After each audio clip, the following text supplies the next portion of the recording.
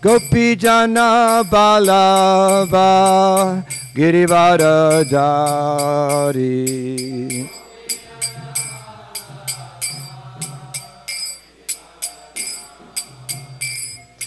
Gopi Jana Balava Girivara Dari.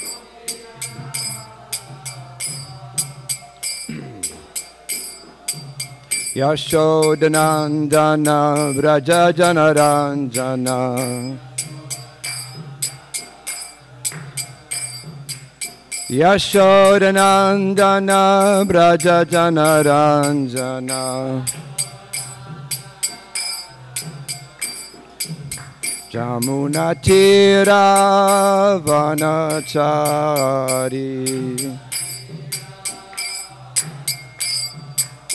Jamuna Tira Vanachari.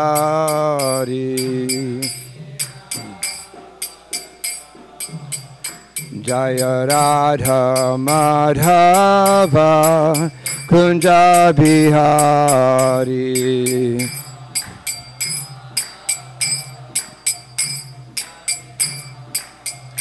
Jaya Radha Madhava Kunja Bihari.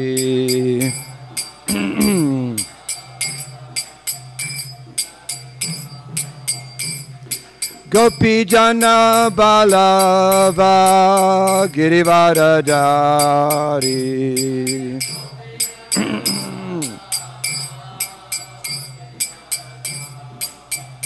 Jaya Gopi Jana Balava Girivara Dari.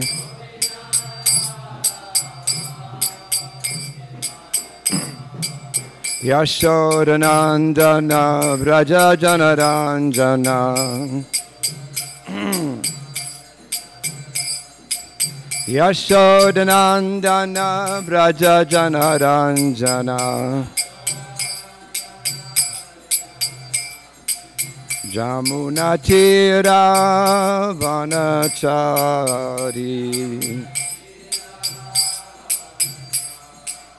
Jamuna Tira Vanachari.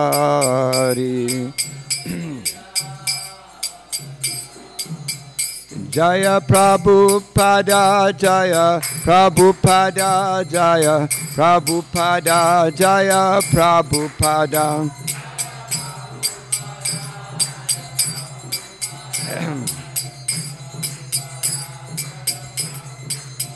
Jaya Gaura Kishore Jaya Gaura Kishore Jaya Gaura Kishore Jaya Gaura Kishore.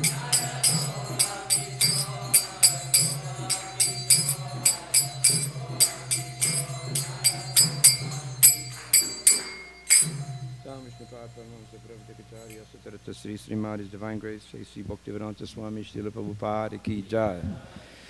ISKCON Founder Charges Divine Grace Srila Prabhupada Ki Jai.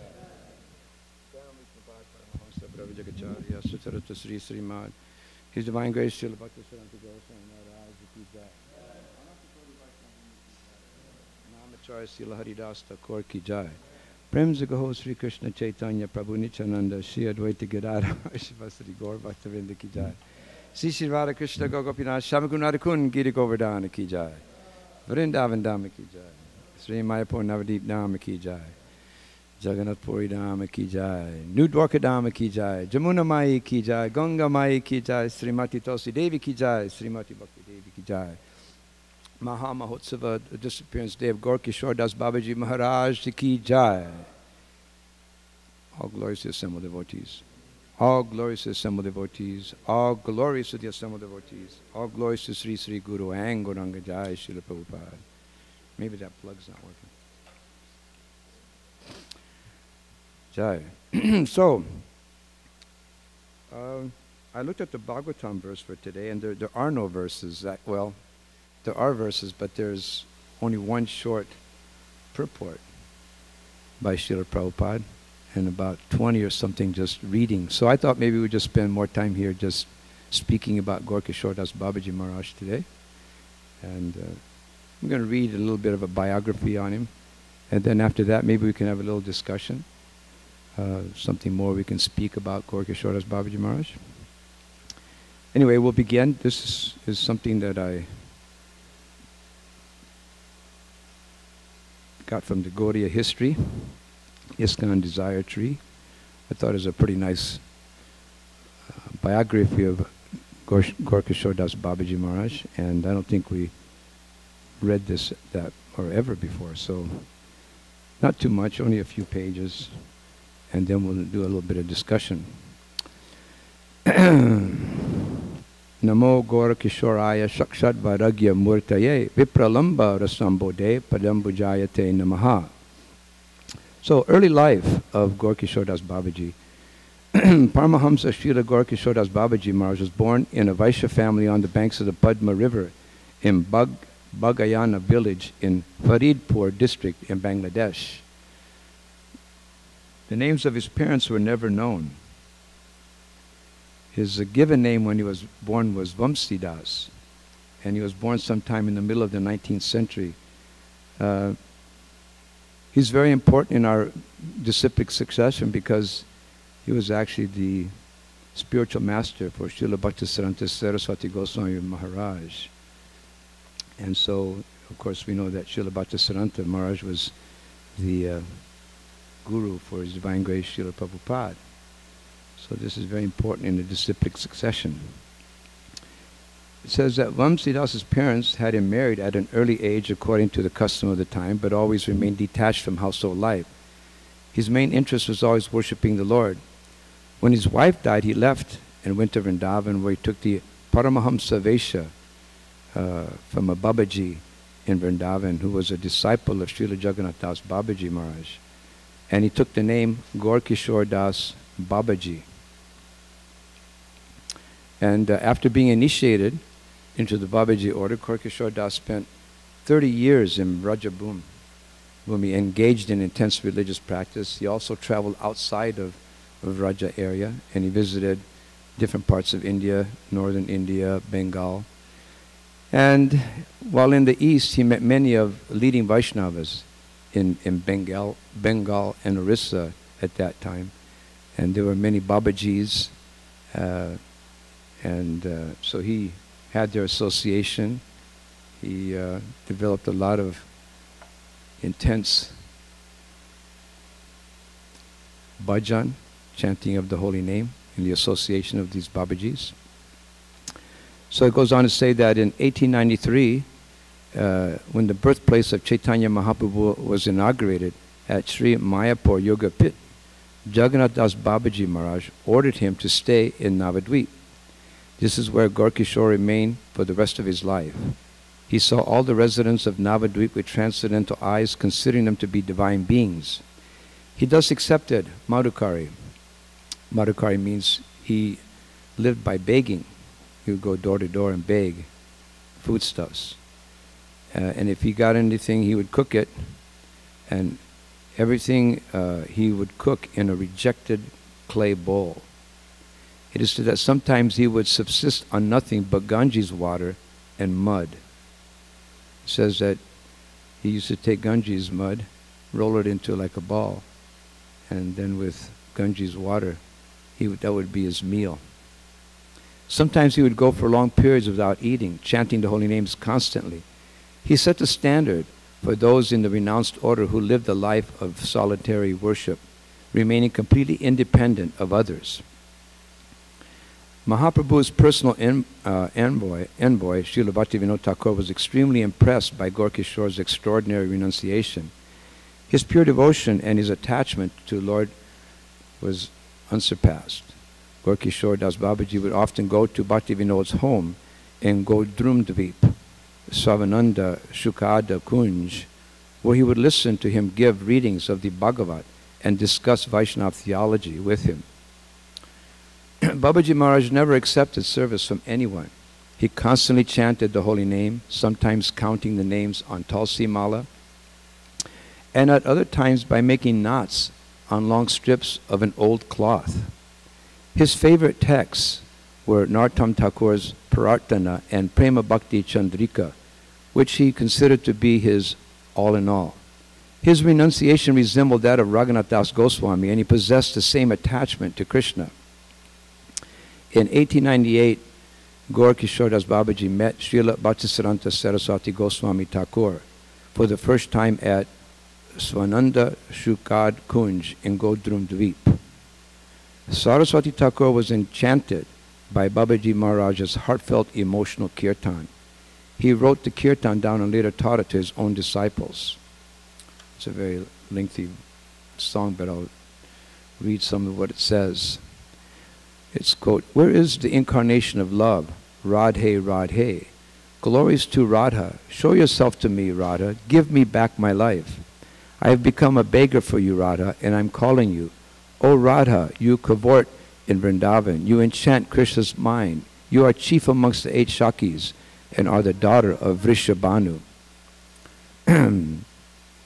Raghunath Das Goswami regularly, constantly calls out to you, Radha. He calls for you in Keshigat, in Vamsi Bhatta, Niduvana, Kunjavana, and Radhakund and Shamakund, in Kusum Avana and Govardhan, in Talavana and Tamalavana. He calls out wearing only a worn and dirty cloth and rolling in the Vrindavan dust. The names of Radha on his lips, his eyes are filled with tears. He wanders through every part of Vraja calling Radha's name. Night or day for 23 hours he thinks of nothing but Radha and Govinda. And when he sleeps he dreams of Radha and Govinda. So this was his heartfelt song that he would chant every day continuously. And this was the mood of Gaura Kisora Das Babaji Maharaj. In January of 1900, Srila Bhaktisiddhanta Saraswati Goswami Thakur took initiation from Gaura Kisora Das Babaji on the instructions of Srila Bhaktivinoda Thakur. Bhaktisiddhanta Saraswati was Babaji Maharaj's only disciple. Babaji Maharaj was an anchorite who had sworn not to take any disciples, but he was forced to change his decision when he saw Saraswati Thakur's determination and devotion. The story is told that Srila Prabhupada Bhaktisiddhanta Maharaj asked Gaura Kisora Das Babaji Maharaj several times to give him initiation. The first time he asked, Babaji Maharaj told him, "If Mahaprabhu tells me, I will do." The second time Babaji Maharaj told him that he had forgotten to ask Mahaprabhu. Srila Bhaktisiddhanta did not give up and came a third time. Babaji Maharaj said, quote, "Virtuousness, scholarship, and other qualities are not the means to attain the Lord. They do not give you any right to initiation." Though he had been turned back by Gaura Kisora Das Babaji repeatedly, Srila Bhaktisiddhanta did not abandon his resolution. Ramanuja Acharya was turned back 18 times before receiving the mercy of Goshti Purna. Srila Bhaktisiddhanta showed his qualities of patience and determination, continued to come to Babaji Maharaj, humbly entreating him to give him initiation, until finally his heart melted, and out of great affection, mercifully initiated Srila Bhaktisiddhanta Maharaj by sprinkling the dust of his lotus feet on his head. Gaura Kisora Das Babaji would never allow any materialistic persons to touch his feet. If they did so, he would make a show of anger, saying, "You are doomed." Most people were thus afraid to attempt it. On this occasion, however, he himself offered the dust of his feet to his dear disciple and smeared it on his body.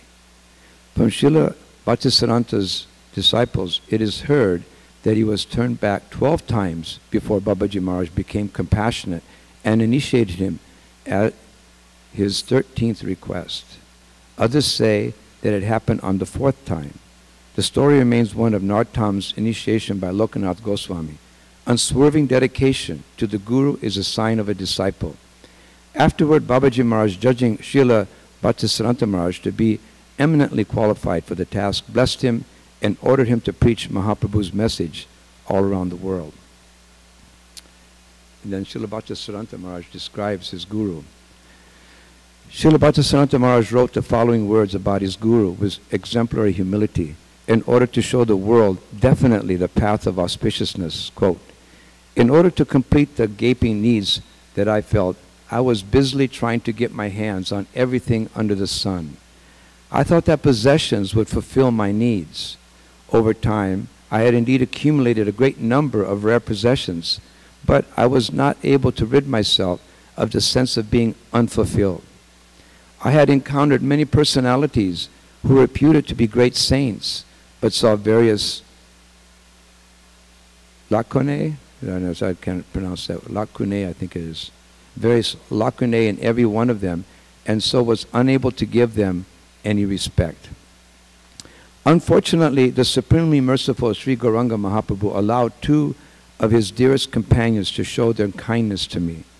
I was egotistically so self-absorbed that I had completely lost any sense of where my well-being could be found. Even so, due to past pious activities, I was able to get the association of Srila Bhaktivinoda Thakur, who was my ever well-wisher. My Prabhu often came to visit him and sometimes stayed overnight at his house. Out of mercy to me, Srila Bhaktivinoda Thakur introduced me to him. From the time that I first met my Prabhu, my stubborn egoism started to diminish. Previously, I used to think that everyone who took birth in a human body was filled with the same faults that I had, but upon seeing my Prabhu's divine character, I realized that there truly were flawless Vaishnavas in this world who matched the ideal.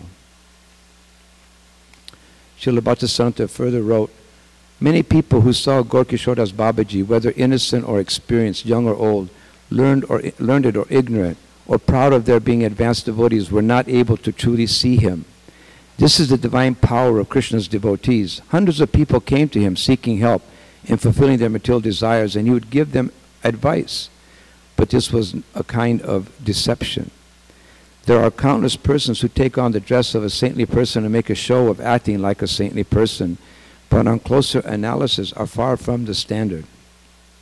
My Prabhu was not a cheater like them. It is clear from his spiritual activities that he identified complete honesty with the truth. His sincere affection was incomparable. It proved that the attainment of spiritual powers is a deception. He showed no enmity for those who opposed him or disagreed with him. Similarly, he made no particular external show of affection for those who were objects of his compassion. He used to say, quote, 'I neither love nor hate anyone in this world. Everyone is the object of my respect.' Amazingly, Prabhu would be surrounded by people with no understanding, fakers and materialists, inimical to the path of pure devotion, who thought themselves to be recipients of such a saintly person's mercy, but continued to engage in sensual activities. Prabhu never openly rejected any of these people, but he never openly accepted any of them either." So, Babaji Maharaj was, the next part was, Babaji Maharaj was an expert judge of character and had highly developed foresight and clairvoyance, often foretelling events in this distant future. On the 30th of Kartik in 1322, Paramahamsa Srila Gaura Kishoras Babaji entered the eternal pastimes of the Lord. At that time, he was residing at Ranira Dharmashala in Kulia. When Srila Bhaktisiddhanta Saraswati Goswami Thakur received the news of his disappearance, he was overcome with feelings of separation from his guru and immediately hurried to the site of his departure. He was heartbroken to see that Mahantas of various akharyas or ashrams were busily arguing about where and how to bury his body. The idea of the Babajis was to lay claim to any future Samadhi temple, as such a temple would be an attractive pilgrimage site and a possible source of money-making. Srila Prabhupada alone stood up and spoke out against this rascaldom. As things heated up, Navadvip's chief of police, Jatindranath Singh Roy Bahadur, came to maintain the peace. At that time, Srila Bhaktisiddhanta had not yet taken Tridandi sannyas. The Babajis argued that as they had taken the renounced order, they had the right to perform the last rites for one of their order. As this was not the case for Srila Bhaktisiddhanta Maharaj, he had no rights. Srila Bhaktisiddhanta Maharaj displayed his spiritual strength and stated that he was Babaji Maharaj's one and only disciple. He then asked them if there was any amongst them who had not had illicit sexual relations in the previous 6 months, or even in the previous 3 months, or 1 month, or even in the previous 3 days. He who had so done would be doomed if he touched Babaji Maharaj's divine remains. When he heard Srila Bhaktisiddhanta Maharaj make this challenge, Jatindra Babu asked how anyone could prove whether or not he had illicit sexual connections. Srila Bhaktisiddhanta Maharaj answered that he would take anyone who came forward at his word. When the Babajis looked at the effulgence of pure spiritual practice emanating from Srila Bhaktisiddhanta Maharaj, they slowly slunk away one by one. The chief of police was embarrassed at this sight, and he paid his obeisances to Srila Bhaktisiddhanta Maharaj and then left himself. Some residents of Kulia told Srila Bhaktisiddhanta Maharaj what Babaji Maharaj had said about his last desires. Apparently, he had stated that he wished his body to be dragged through the streets of Navadvip so that it would be covered by the dust of the holy Dham. Srila Bhaktisiddhanta Maharaj replied, "This is my Gurudev. Even Krishna is honored to carry him on his shoulders and carries him like a crown upon his head. He said these things to confound the pride of the materialists with his humility. We may be inexperienced fools and offenders, but we should still make an effort to understand his intention. When Haridas Thakur entered his eternal pastimes, Lord Gauranga took his body to his chest and danced with it. What a precedent he set for honoring the perfected soul's departure. We would rather follow Mahaprabhu's example and carry Siddha Baba's divine remains on our head." End of quote. On the first day of Agrahayan in Kulia's Nutana Charya, Srila Bhaktisiddhanta performed the Samadhi rites for Srila Gaura Das Babaji according to Vaishnava Smriti injunctions. A certain Podar Mahashaya of Lohagaria in Jashore district gave the land for the Samadhi, renouncing any claims on the property. Later, however, he reneged on his promise and came to live there himself and engaged in various illicit activities on the site. During the Ganges floods one season, the Samadhi temple was washed into the river. On the 5th of Bhadra, 1339 Bengali, 1932, Srila Bhaktisiddhanta Saraswati Goswami Thakur retrieved some of his remnants from the Ganges bed and took them to the Chaitanya Mat, where he established a Samadhi temple on the banks of Radhakund. The site was consecrated on the 2nd of Ashvini 1932. And in the course of time, a small temple housing a murti of Gaura Das Babaji was constructed there. The murti's Nitya Seva has continued ever since. So, Srila Bhaktisiddhanta Saraswati Goswami Thakur told of a few events from Gaura Das Babaji's life which are full of import for the practitioner of devotional life. 1. On one occasion, a certain Babaji came to visit Srila Gaura Das Babaji with some of his followers in tow. They began glorifying the Guru to Babaji Maharaj. Our Prabhu is so merciful. He takes so much trouble to travel from place to place to deliver the poor fallen souls. If he did not travel, what would be the destiny of these forsaken places? Babaji Maharaj immediately became cross and answered, quote, "If someone makes a pretense of delivering the world when in fact he is only interested in making money and garnering prestige, he not only does no one any good, but falls down from having cheated others." End of quote. This is what he said in front of this Babaji with all his disciples. 2. One day a few devotees were describing the expertise of a particular lecturer on the Bhagavat. Babaji Mahashaya knew that this individual received money for his services. He said, quote, "This fellow does not explain the Bhagavat or the scriptures of the Goswamis. He is simply speaking on the sense gratification scriptures. He isn't chanting Gaura, Gaura, or Krishna, Krishna, but he is chanting money, money. It has nothing to do with bhajan. The end result is that the true Vaishnava religion is obscured. Nothing good can come from it. Indeed, the world will be harmed by such preaching. Another one. One day, Babaji Mahashaya was chanting japa late at night when suddenly he jumped up and exclaimed, quote, "Did you see that? Did you see? A professional speaker on the Bhagavad has gone to Padna district and has just made a chaste widow break her vows. What a shame. These rascals are giving Mahaprabhu's religion a bad name." End of quote. He spoke as if he were personally witnessing the event. The owner of the Navadvip Dharmashala was a certain Giri Shah Babu. One day his wife offered to build a cottage for Babaji Maharaj. He answered, quote, "I have no problem sleeping under the straw shelter on a boat. The only problem I have is that so many rascals are constantly coming to me asking me to bless them. They disturb my chanting. They don't really want my blessings because they don't really want what is best for them. But still they come to disrupt my chanting the holy name. If you give me your brick outhouse, I will be able to chant in peace. No one will come to bother me there." When he realized that Babaji Mahashaya was serious, Girisha Babu immediately had the outhouse purified with cow dung and brought in a mason to completely redo the building. You know what an outhouse is, right? Where everybody goes to defecate. And so he would rather be in that place and chanting and be left alone.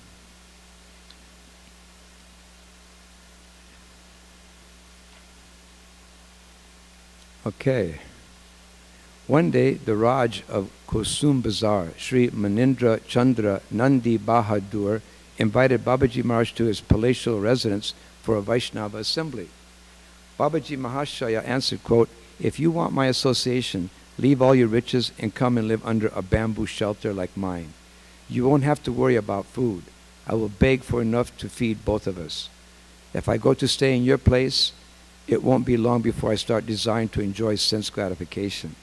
I will start thinking about how I can accumulate a property for myself. Then, before you know it, I will become your enemy. If you want to preserve our friendship, and if you wish to be kind to me as your Vaishnava friend, then you will come to the Dham, and join me in worshipping the Lord and eating madhukari." So this is some pastimes of Gaura Kishore Das Babaji. So maybe we could have a little bit of a discussion. I think that was, yes. Yes.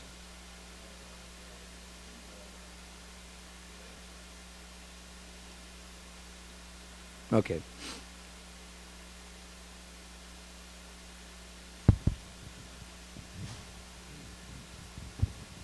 Thank you. One of my questions was, can you explain a little bit, because I've heard that Gaura Kishore Das Babaji Maharaj was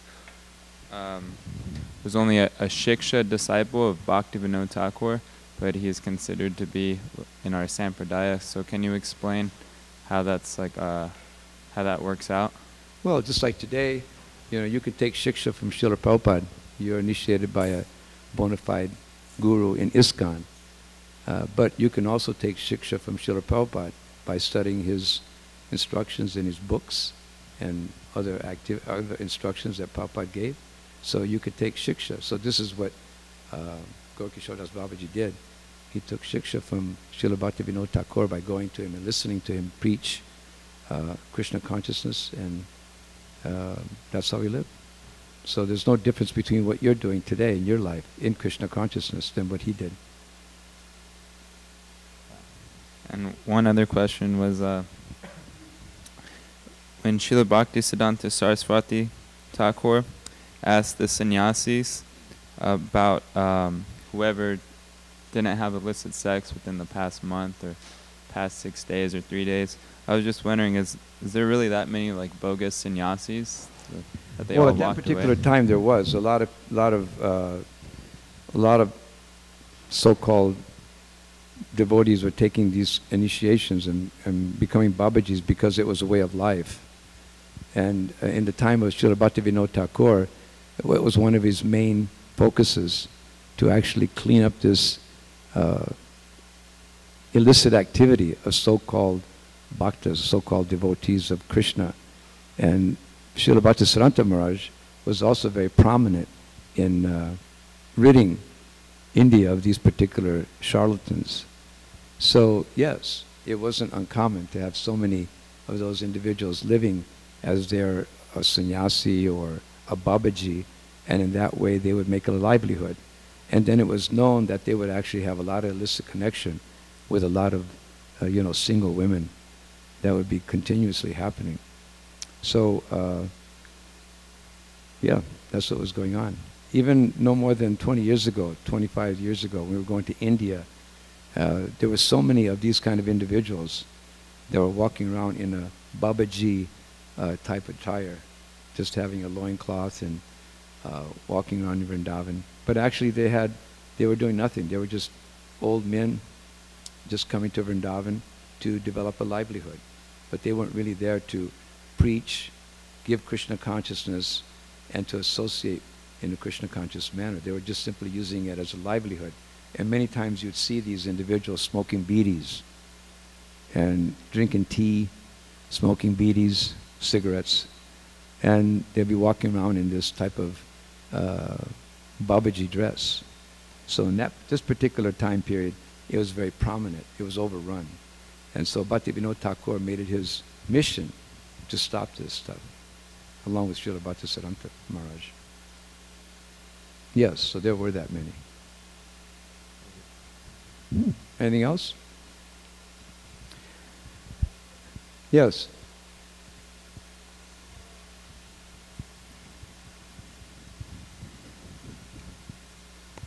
Thank you for a nice class. It was really interesting to hear that when Bhaktivinoda requested initiation from Gaura Kisora, Babaji, he said he would ask Chaitanya Mahaprabhu, and then he forgot. Does anybody have what? When he was asking for, when Bhaktisiddhanta came to ask for initiation, the answer he received that they were going to check with Mahaprabhu, but then he forgot to ask Mahaprabhu. And then he had to come 13 times again. Well, they to said check. in that letter, in my reading, they said they weren't sure how many times, anywhere from 4 to 13 times, yeah. So my question is, I'm sure both of them being pure devotees, they could recognize the sincerity on each other. So for us who are not at that level, sometimes we go ask for something from our guru and there's no response, and we become so like, I'm just like not worth it. Why should I do this? And what was the meaning of that? Going back 13 or 4 times to request back and forth this. What is this lila? I mean, because first of all, I think Gaura Kisora Babaji kind of like, I'm not sure if he made a vow, but he never wanted to take any disciples. That was number one. So he really didn't feel that he wanted anyone. He didn't really feel that there was anyone maybe qualified to take initiation. And so that wasn't his desire. At the same time, Bhaktivinoda Thakur, Bhaktisiddhanta Maharaj's father, realized that Srila Bhaktisiddhanta Maharaj was a very esoteric, intelligent, intellectual, very powerful devotee. And I think that he knew that Srila Bhaktisiddhanta had this kind of little bit of, like even Srila Bhaktisiddhanta Maharaj said he had a certain kind of egoism, a very erudite scholar. In fact, wasn't he renowned for finding some planet? Wasn't Srila Bhaktisiddhanta, didn't he discover a planet? Does anyone know? A star, a planet. Do you know that? Durakarma Prabhu? I forget what it was. He's in the books. He's in the books of astrology for having...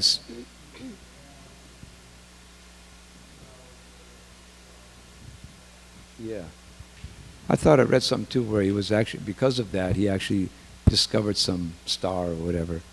I forget what that was. But anyway, he was really an erudite, scholarly person. And Srila Bhaktivinoda Maharaj, he knew that.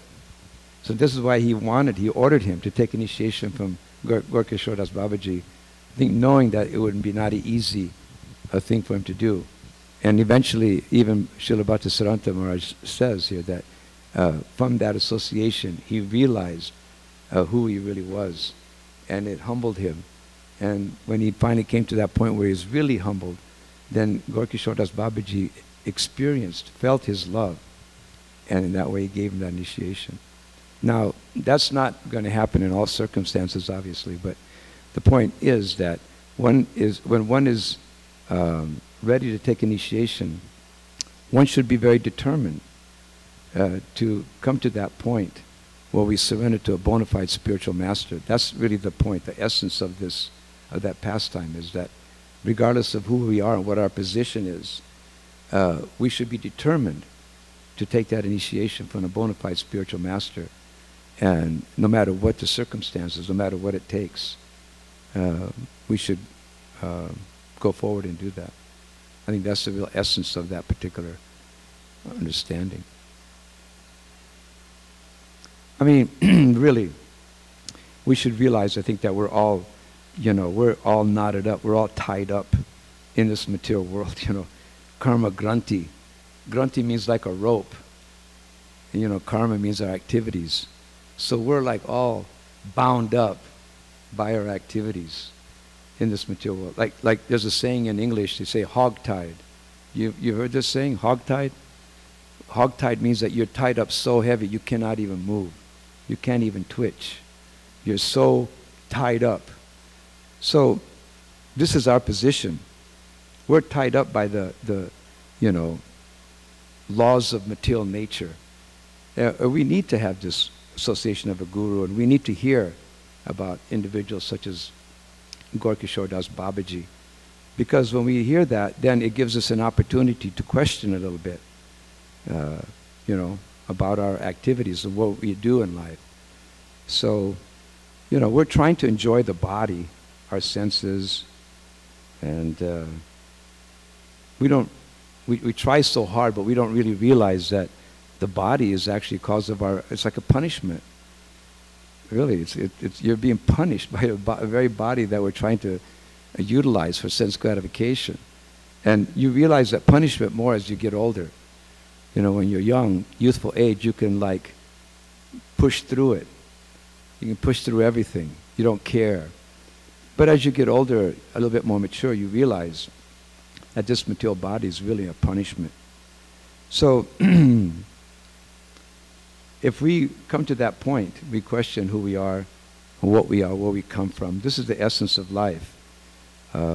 If we just kind of let things go and say, "Oh, everything's okay," I'm okay, I'm enjoying life. This is what the materialists want to do. They want to forget. Srila Prabhupada always would use the example of a hog, a pig, and you get that feeling of that example in India, like a hog. It's abominable. I mean, they look ugly, they're fat, and if you go to India, they're always drenched in mud that's mixed with stool, and they're always looking to eat stool. So you can just imagine the abominable situation that a living entity puts himself in, and he's forgetful of that. He thinks he's a hog, and as long as he has some sense enjoyment, well, the hog's happy. I mean, it eats nicely, it's nice and fatty, it enjoys sense gratification, has sex. A hog has sex indiscriminately. Sister, mother, doesn't matter. Just indiscriminately has sex. And so we're seeing this hog, we're looking at this hog and we think, oh my God, how disgusting, how abominable. But if you could actually talk to the hog, he'd probably tell you, I love it. This is for me, I love this. And there was a good story behind that with Lord Indra. He was cursed to become a hog. So he had to go down to the planet Earth and he had to become a hog. And he had a hog-washy wife, and had little piglets.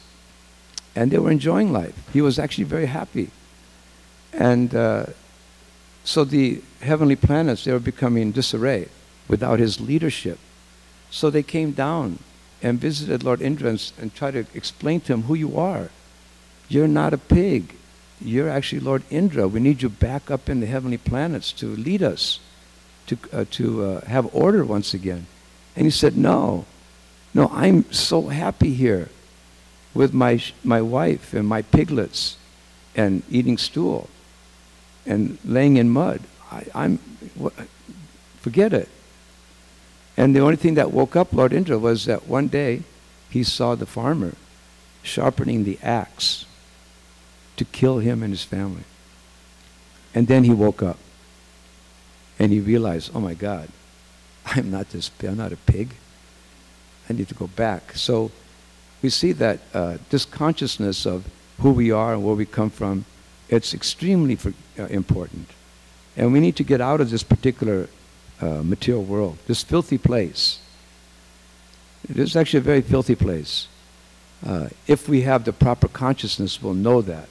Otherwise, we'll be like the hog. Everything's okay. Everything's cool. I love my life. Everything's going on very good. But if you have higher consciousness, just like if you have higher consciousness and you're looking at that hog and his family and what he's doing, you think, this is abominable. How is that possible?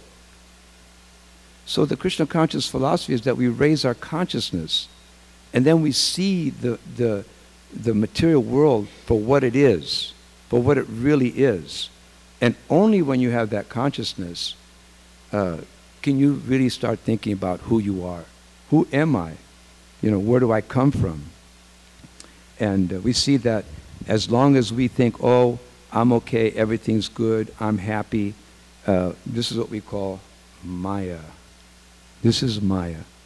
This is illusion. A big illusion, just like India was in big illusion. And this is what's going on. It's stated that there's two different kinds of Shaktis.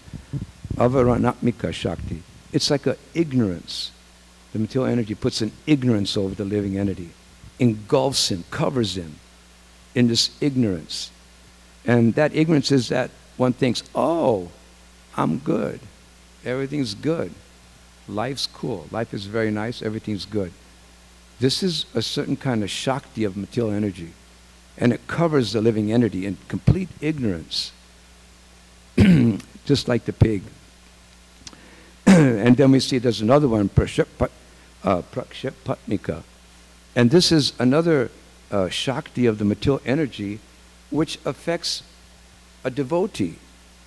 Like sometimes a person comes to Krishna consciousness and there's this Shakti that creates all kinds of obstacles in coming to Krishna consciousness and making advancement. And we see that, like when I was a new devotee, it wasn't uncommon for somebody knocking on the door and asking for Bobby. And you say, well, who are you? I'm Susie, his girlfriend. And so we said, well, when Bobby's not here right now. Well, when he comes back, could you tell him I came?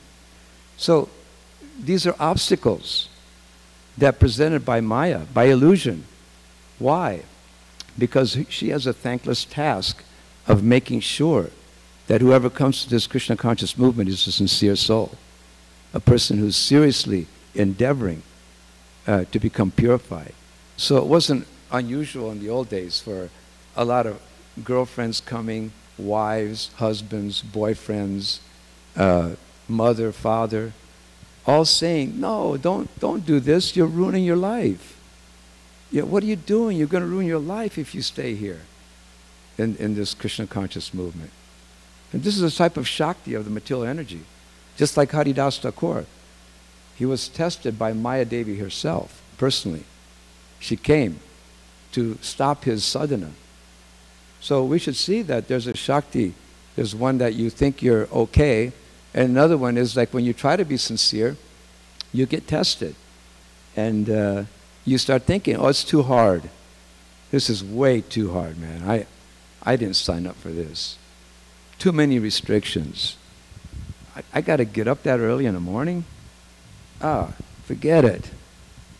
This is a type of Shakti that the material energy throws at us in order to derail our Krishna consciousness. So then that's the purpose of reading these kind of wonderful pastimes of a pure devotee of the Lord, how they're determined.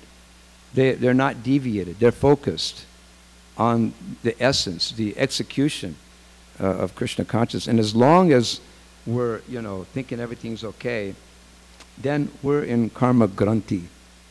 We're simply going to go on and on and on and get tied up with our karmic activities, the activities that we perform, that we think. So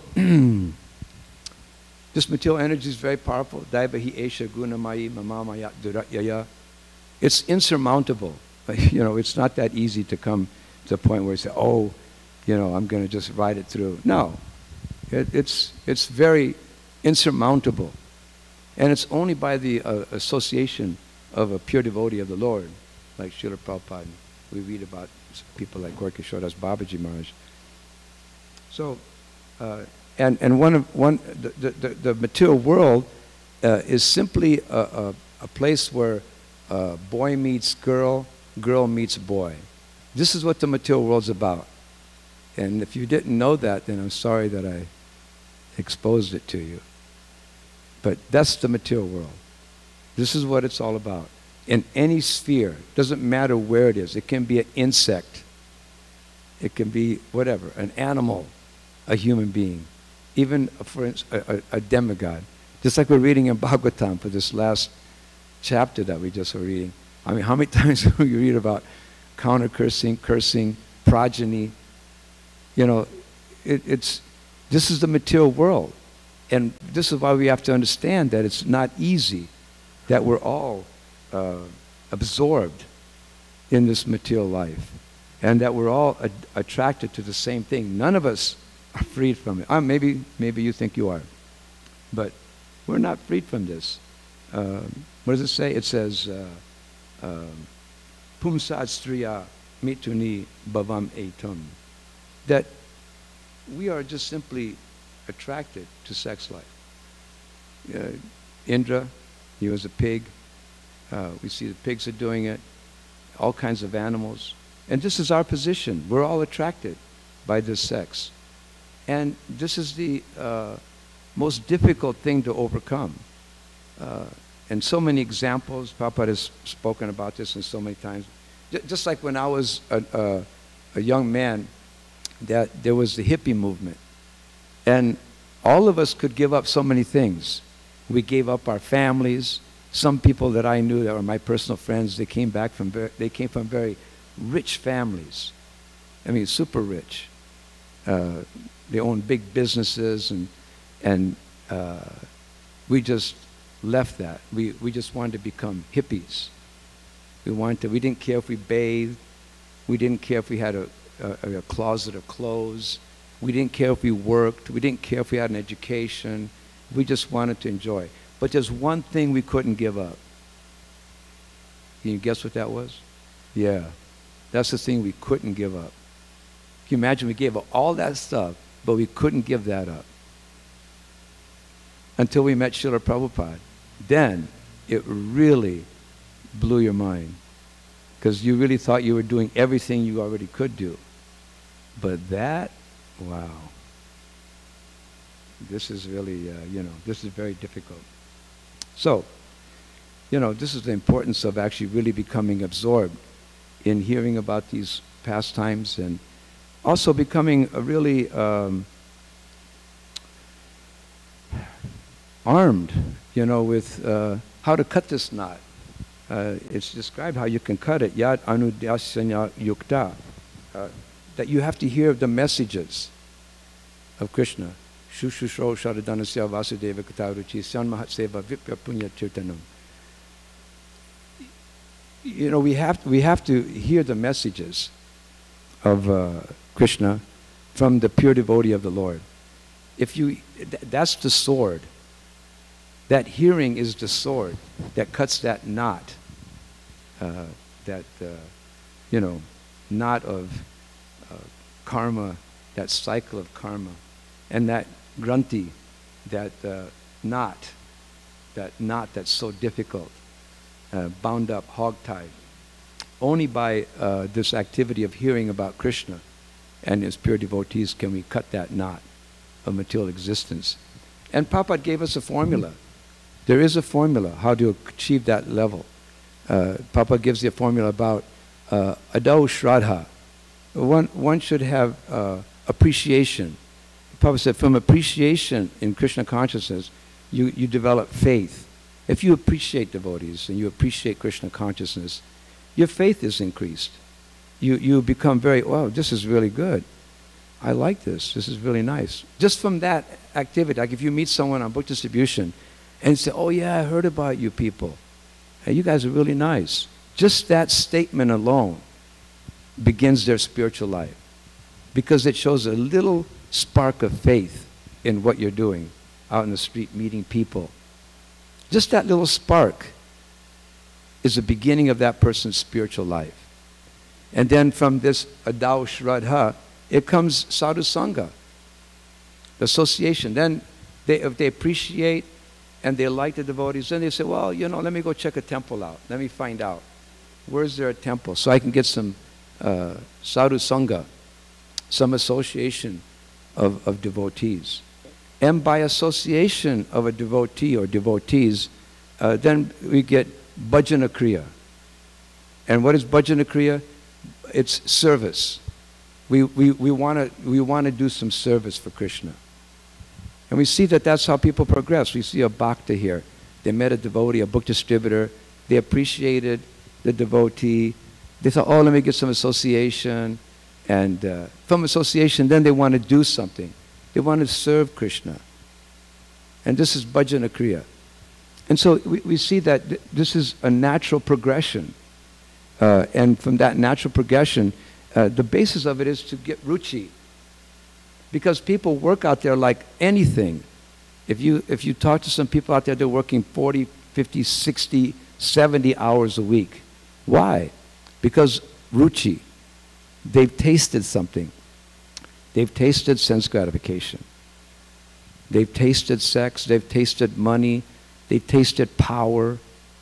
And from that ruchi, they do all sorts of things, abominable things. So in us, if we just cling to sadhu sangha, bhajana kriya, our service, and then after that, we can develop nishta, firm faith.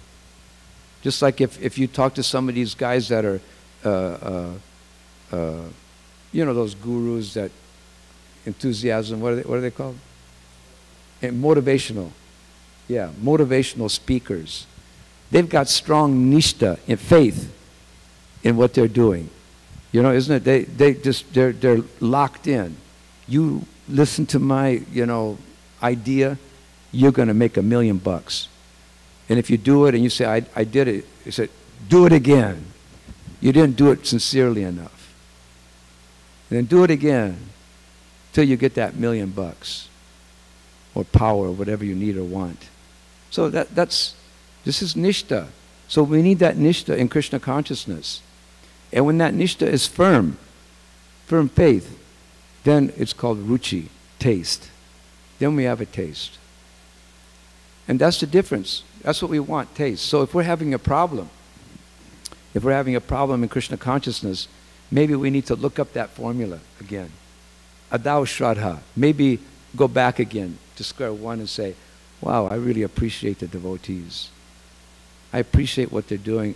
I really appreciate what Srila Prabhupada gave us. And then if you appreciate again, you think about that, then, wow, I really appreciate the devotees too. I remember that devotee that preached to me the first time about Krishna consciousness, and I really missed that person. That was so sweet. Sadhu Sangha. Then from Sadhu Sangha, Bhajana Kriya. Now look at your service. Think about, wow, look at the service I've been given by Krishna and how I should protect that service. Because those activities of Bhajana Kriya, they're the sword that we need to cut the knot of this karma granthi. That's what we need to cut that knot, because we wonder, well, what are we going to do to cut that knot? This is what we do.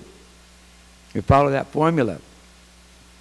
And then, you know, after you have bhajana kriya, then you have anartha nivriti syat.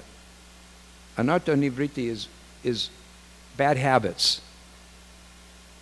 We all have bad habits. And one of our bad habits is the desire for illicit sex.